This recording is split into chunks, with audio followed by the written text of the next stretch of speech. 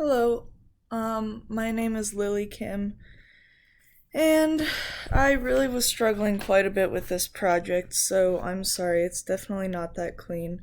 But basically, I played around with it a lot, and finally, the thing that I was most able to do correctly was get this weather map. It's just, Denver, I believe it is. Let me see, I think it's the daily forecast. It might be weekly though. Just current. Um, but yeah, so I put that in, and when I click send, it gives me this code back, which I then took into my HTML, and I just cleaned it up a little bit so that it would look a little bit nicer when I ran it. And basically what you get is this. I know it looks a little bit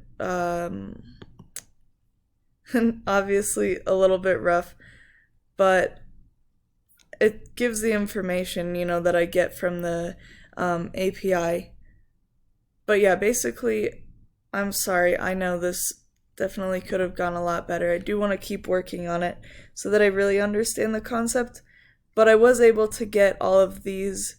Um, I was able to finish the requests and get the feedback from all of these. It's just the visualization that was giving me a lot of trouble.